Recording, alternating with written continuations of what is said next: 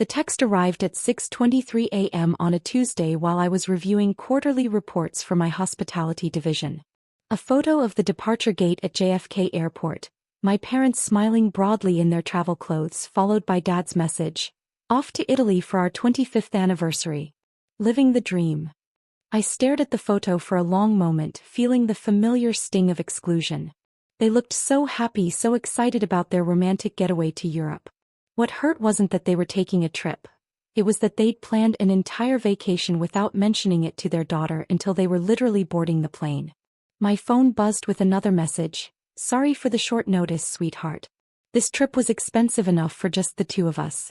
Maybe someday you can see Italy too." The implication was clear.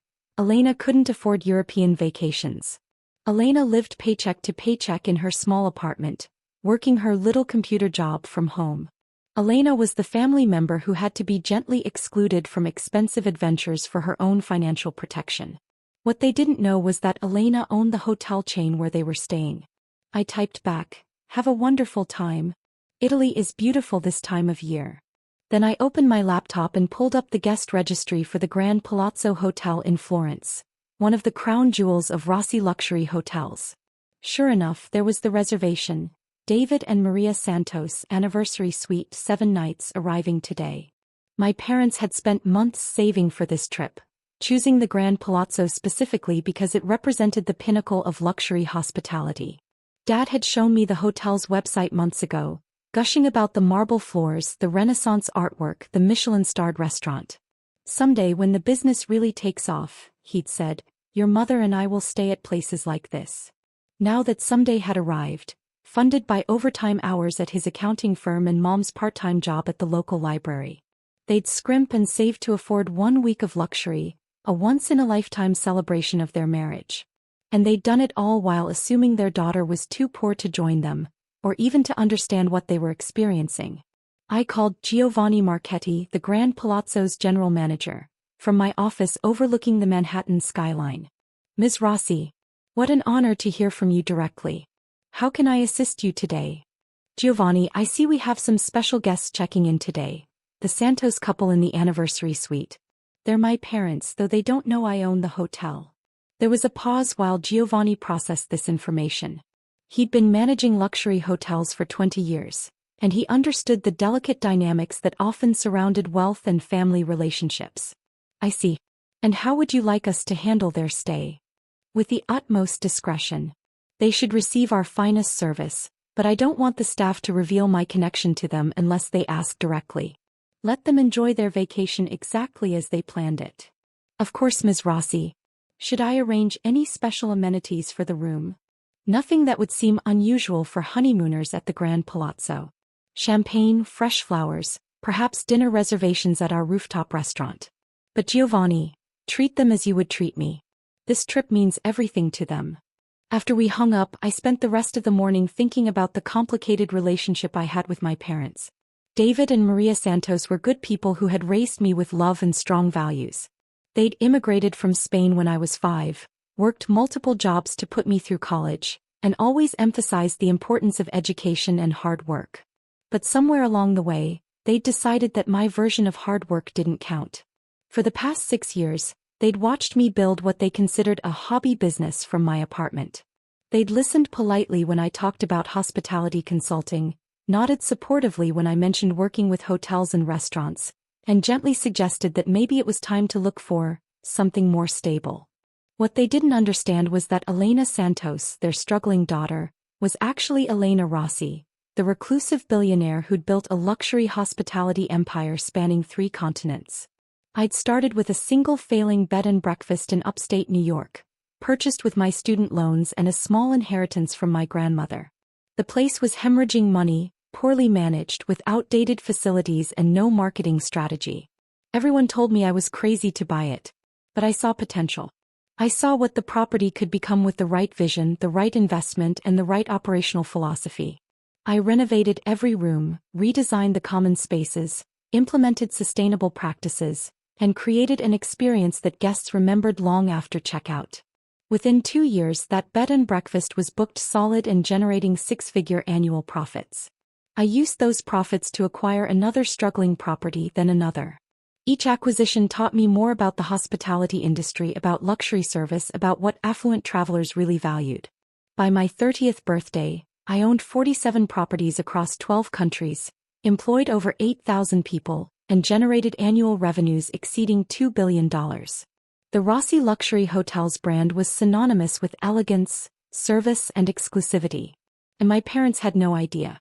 To maintain privacy and avoid unwanted attention, I conducted business under my maternal grandmother's maiden name, Rossi. Elena Santos, their daughter, remained a struggling consultant who worked from home and couldn't afford to travel. Elena Rossi, the hotel magnate, was a mysterious figure known only in industry circles and business publications my parents never read. The deception had become easier to maintain as my success grew. The more successful Elena Rossi became, the less plausible it seemed that she could be the same person as Elena Santos, who still lived in a modest apartment and drove a reliable Honda. My phone buzzed with another message from Dad, this time a photo of their airplane meal. First class dining at 30,000 feet. Your mother feels like a queen. I smiled despite the complicated emotions. They were so excited about their week of luxury, so proud to be experiencing the lifestyle they dreamed about for decades. The fact that their daughter had not only experienced that lifestyle but created it for thousands of other guests was incomprehensible to them. The next text arrived 8 hours later, accompanied by a photo of the Grand Palazzo's magnificent lobby. Elena, you should see this hotel. It's like something from a movie. Marble everywhere, crystal chandeliers, staff in actual uniforms. We're staying here for a whole week. I could feel Dad's excitement through the screen. This was his moment. The culmination of 25 years of marriage, of saving and planning and dreaming about the luxury vacation that would mark their silver anniversary. It looks incredible, Dad. You both deserve this. The concierge says we have the anniversary suite with a view of the Duomo. Can you imagine? We're going to wake up every morning looking at one of the most famous buildings in the world. What he didn't know was that I'd personally overseen the renovation of that suite, selecting every piece of furniture, every fabric, every detail that would create the perfect romantic atmosphere. The view he was describing had been carefully preserved during a building restoration that cost more than most people earn in a lifetime. Take lots of pictures. I want to see everything. His response came with a photo of Mom unpacking in their suite. Your mother is crying happy tears. She says this is the most beautiful room she's ever been in. Elena, I wish you could afford to experience something like this someday. The message hit like a punch to the gut. I wish you could afford to experience something like this someday. Said about a room I owned in a hotel I'd built, by parents who thought their daughter was too poor to understand luxury. I typed and deleted several responses, finally settling on, I'm so happy for you both. Enjoy every minute. The messages continued over the next few days. Photos of their dinner at the rooftop restaurant, their private tour of the Uffizi Gallery, their day trip to the Tuscan countryside. Each message bubbled with excitement and gratitude for experiences they'd never thought they could afford. The service here is unbelievable, Dad texted after their third day. Everyone knows our names, they remember how we like our coffee, they even sent champagne to our room just because it's our anniversary. This is how rich people must live all the time. He was right about the service. Giovanni was clearly taking my instructions seriously. But what Dad didn't understand was that this level of attention wasn't normal even for expensive hotels. He was receiving the treatment reserved for VIPs and returning guests, the kind of personalized service that built the Rossi brand's reputation for excellence. They're treating you well because you deserve to be treated well, Dad. The concierge arranged everything perfectly. Tomorrow we're going to a private wine tasting at a vineyard that's been in the same family for 400 years. Elena, this is costing us our entire savings, but it's worth every penny. Their entire savings. For a week-long vacation that represented pocket change in my annual travel budget. They'd worked overtime for months, postponed replacing their aging car, delayed needed home repairs, all to afford 7 days of the lifestyle I lived routinely. On their 5th day, Dad's message included a video of Mom laughing as she tried to pronounce Italian wine names during a tasting. Your mother is having the time of her life. She keeps saying this feels like a fairy tale, like we're living someone else's life for a week. Someone else's life. In a way, they were living my life. experiencing the level of luxury and service I'd created for discerning travelers around the world. But they could only access it as temporary visitors, spending their life savings for a glimpse of a world they assumed was permanently beyond their daughter's reach. The call came on their 6th day, Dad's voice slightly slurred from what sounded like an excellent dinner. "Elena, sweetheart, I had to call you. We just had the most incredible meal of our lives. 7 courses, each one better than the last.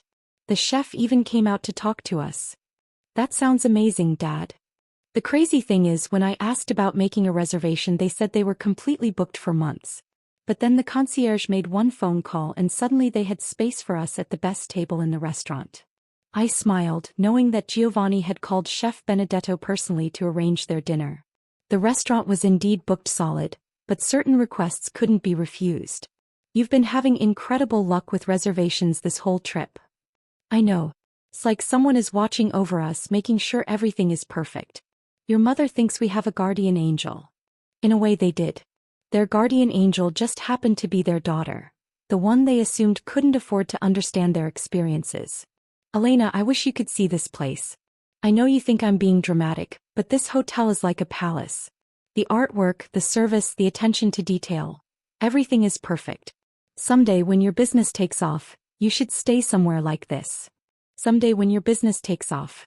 As if the business that owned their hotel hadn't already taken off, beyond anything they could imagine. "Maybe someday, Dad. The people here are so sophisticated, so worldly." At breakfast this morning we sat next to a couple from New York who own 3 restaurants.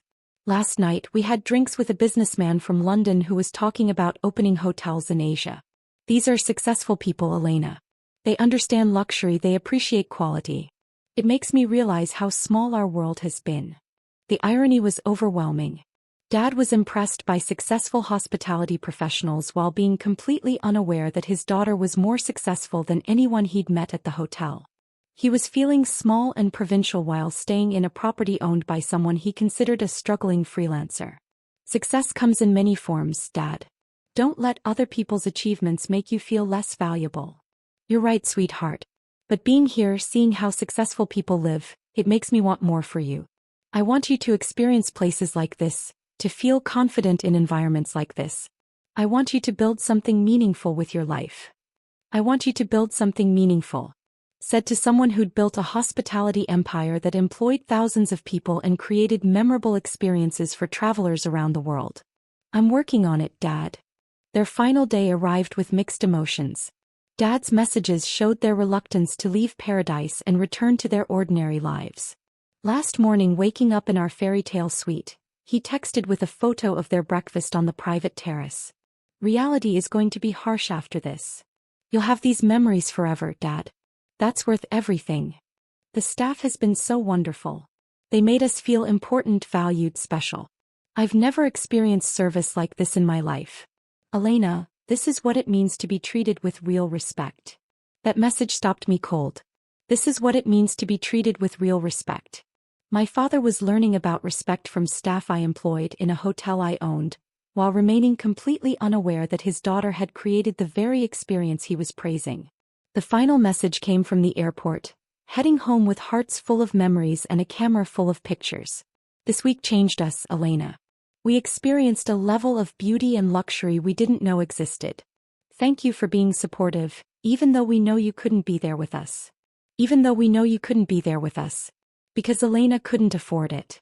Because Elena wasn't successful enough. Because Elena belonged to a different world than the one they'd just experienced.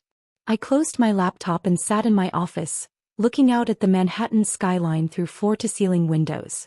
Somewhere below, thousands of people were going about their daily lives, most of them unaware that the woman in the modest apartment uptown owned more luxury real estate than they could imagine. But the people whose awareness I craved most, my parents, remained convinced that their daughter was still struggling to make it in the world they'd just briefly visited. That evening I made a decision. I called Giovanni at the Grand Palazzo. Ms. Rossi, how did your parents enjoy their stay? They loved every moment, Giovanni. Your team provided exactly the experience I hoped for. Excellent. They were delightful guests, so appreciative, so kind to the staff. You should be proud of how you were raised. Giovanni, I need to ask you something. In the main lobby, There's a digital welcome screen that displays information about the hotel group, correct? Yes, of course. It shows our locations worldwide, our awards, company history, that sort of thing. Does it display information about ownership? It rotates through various content, including a welcome message from you as the founder. Your photograph is featured prominently as part of the company's story. Perfect.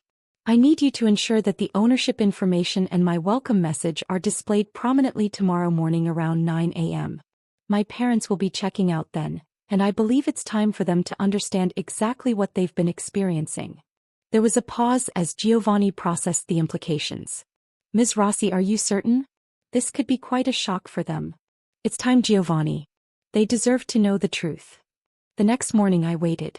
Their flight wasn't until the afternoon, so they'd have time to check out leisurely, perhaps grab one final coffee in the lobby, take a few last photos of the magnificent space they'd called home for a week. My phone rang at 9:47 a.m. New York time, 3:47 p.m. in Florence. Elena. Mom's voice was shaky, confused. Elena, are you there? Hi, Mom. How was checkout? Elena, I need to ask you something and I need you to tell me the truth. I could hear Dad in the background, his voice excited and bewildered. What's wrong, Mom? We're in the hotel lobby and there's a big screen here with information about the hotel company. Elena, there's a picture of someone who looks exactly like you. My heart started pounding. What do you mean? I mean exactly like you. Same face, same hair, same smile.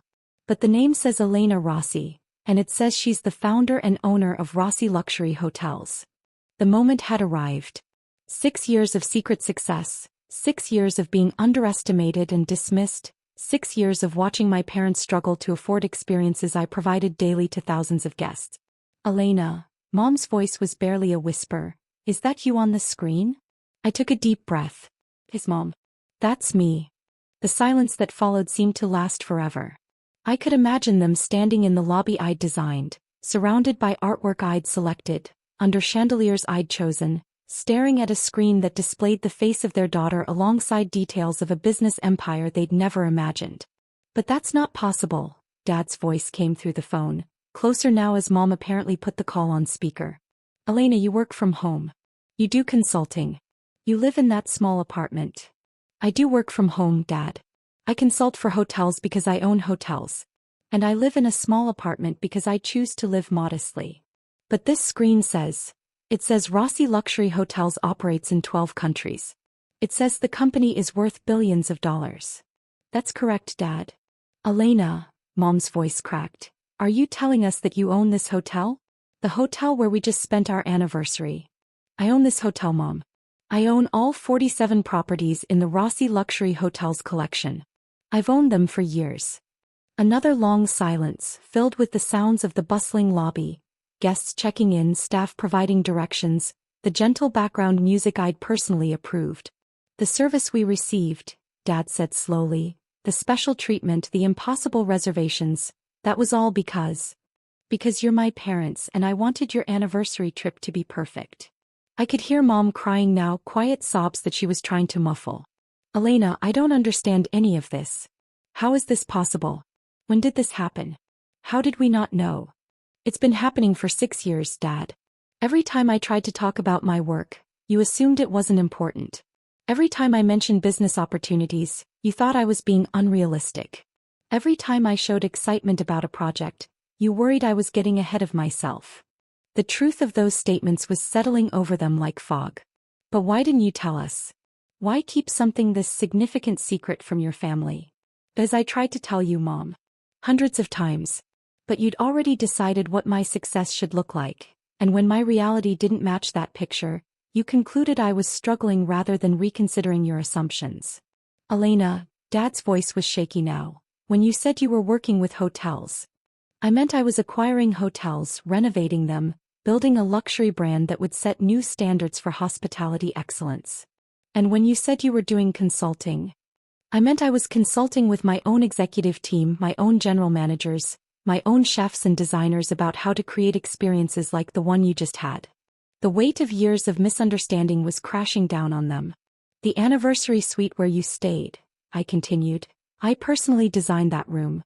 I selected every piece of furniture. approved every fabric, chose every detail that would create the perfect romantic atmosphere. "That's not possible," Mom whispered. "The rooftop restaurant where you had dinner. I hired that chef from a Michelin-starred restaurant in Paris. The wine you enjoyed was from a vineyard I have an exclusive contract with. The private tour you took was arranged through relationships I've built over years of business in Tuscany." Each revelation hit them like a physical blow. The magical week they'd experienced, the luxury they'd saved for months to afford, the treatment they'd thought was exceptional luck. All of it had been orchestrated by their daughter, the one they assumed couldn't understand their world. "Elena," Dad's voice was barely audible, "you've been watching us struggle to save money for this trip, knowing the whole time that you owned the hotel where we wanted to stay? I've been watching you work overtime and delay purchases to afford a vacation at one of my properties while assuming your daughter was too unsuccessful to join you." The cruelty of that reality was sinking in. "But we assumed. Elena, we were trying to protect you from feeling bad about not being able to afford luxury travel. You were protecting yourselves from having to confront your assumptions about what success looks like." "Elena," Mom said through her tears, "can you forgive us?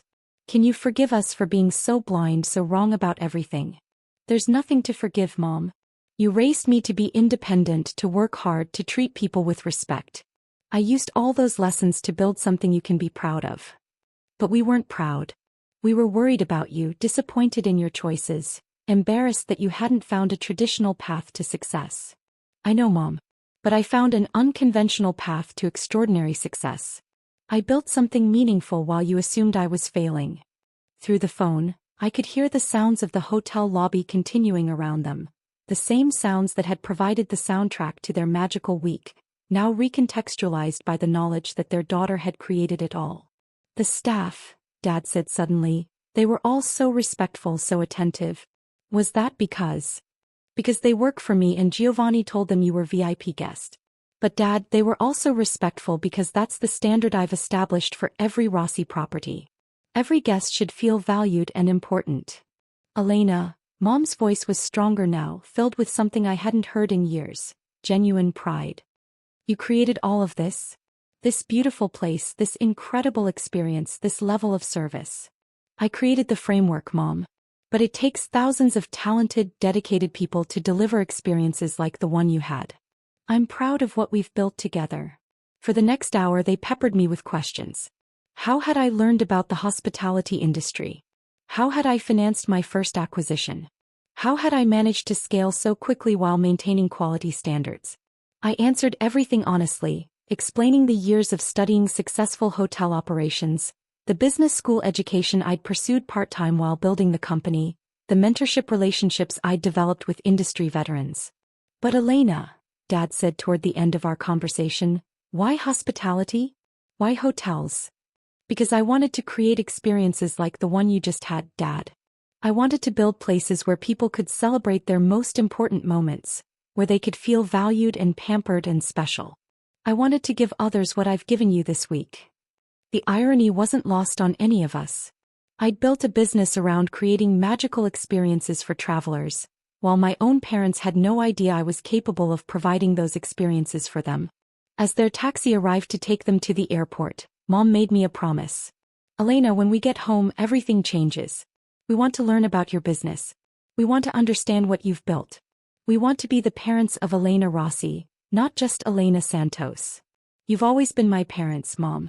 The only thing that needs to change is your understanding of who your daughter actually is." 3 weeks later they visited me in New York. But this time, instead of meeting at my modest apartment, I invited them to my office in the Rossi Tower, a 60-story building in Manhattan that served as headquarters for my hospitality empire. They arrived looking nervous and overwhelmed, clearly struggling to reconcile their mental image of their struggling daughter with the reality of the corporate empire she'd built. "Elena," Dad said as we rode the elevator to my penthouse office, "I keep thinking I'm going to wake up and discover this was all a dream." "It's not a dream, Dad. It's what happens when hard work meets opportunity and family values." My office occupied the entire top floor, with panoramic views of Manhattan and elegant furnishings that reflected the Rossi brand's aesthetic.